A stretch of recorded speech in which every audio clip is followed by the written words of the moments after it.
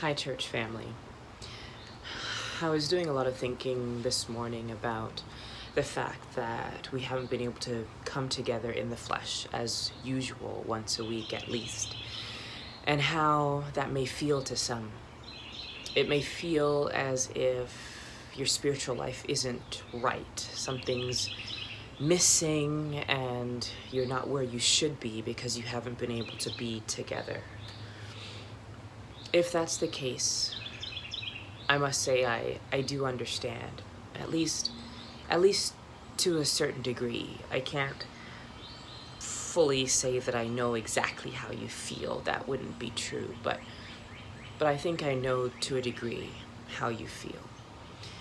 And it's causing me to question how I define my spiritual life.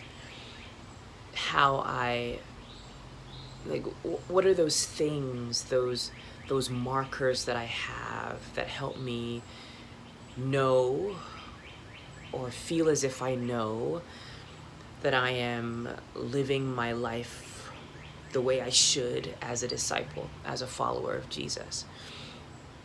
And while we're not able to come together in the flesh at least once a week, am I still able to see myself as a follower of Jesus and see worth in something? Is there something else that he's called me to during this time, and what am I doing with that? If you're feeling as if your spiritual life is perhaps broken because you're not able to be face to face, and you're not able to hug and to hold and to check in that real way, I want to invite you into a journey of intentionally discovering with the Lord what he's calling you to right now.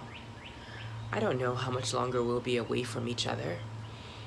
You know, we've set a tentative date of May 30th for starting to come back to our regular in-person worship times. But who knows what will happen between now and then. And even if that is the day that we come back together, who will we choose to be beyond that date? Will we just try to get back into this routine of showing up on a Sabbath morning and checking that box and feeling as if our life with Jesus is right because we came to church? Or will we take this time right now to more fully discover what it means to be the church outside of the building? What it means to listen to the voice of the Lord, to worship him, to follow, to live this spirit-led life. Will we take this opportunity now to ask him, what do you want me to do? What should my life with you look like, whether or not I can be in the building? And if you're in charge of a ministry in our church, what, Lord, should this ministry look like, whether or not we get back to the building? Are we just putting things on hold for that time when finally we'll be back there? Or are we even now thinking that, we may be able to do that thing in the building, but here are some other ways that ministry can unfold. Here are some other ways that we can be the real hands and feet of Jesus, perhaps even without leaving our doors.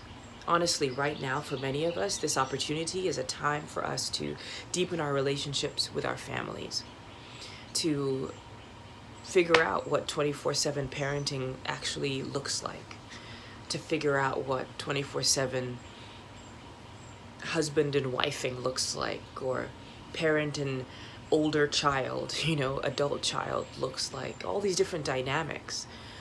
Or perhaps if you're living by yourself, it's an opportunity to discover, really, God, what do you want me to do right now in terms of my relationships? Who should I be reaching out to? And that's a question that goes for all of us, regardless. Who should I be reaching out to? Who should I be connecting with? But also, how should I be connecting with you? Because it's so easy for me, even now, in this period of being apart, to still be focused on doing, producing. Somehow I got to be able to say, just to myself, not even to anybody else, here's what I've been able to accomplish. And so perhaps for some of us, the Lord is really taking this time to communicate to us our need to go deeper with Him. There's this one-on-one, this vertical dynamic that needs to be strengthened with or without the building. I would encourage you, I want to encourage myself, and let's encourage each other to not wait on returning to the building, to not feel as though, well, that's when we'll get back to XYZ. That's when we'll be doing ministry again. That's when I'll be feeling better spiritually again. Let's not wait for that. Let's not circle May 30th in this red marker and starburst around it as if it's some great holy day that we must make sure to prepare for. Let's not think about our Sabbath outfit. You know, folks are making those jokes about, you know, the day after quarantine, what they're going to be wearing. But let's not focus so deeply on getting back to the building that we're not hearing from God now. Let's make sure to pause long enough to hear from Him now. Lord, what do you want for me to do now? Who do you want me to be now? How am I missing something now? Because there will probably come another time when we won't get to be in the building. And church cannot stop just because we're not in a building. Church cannot stop just because we can't see each other face to face. Reaching out cannot stop just because we're relying on the internet. Deep connections cannot stop. So, Lord, what do you want for me? What do you want for us, with or without a building? And when that time comes, when we can return, Lord, help us to not take it for granted. Help us not to put all our eggs in that basket. Amen.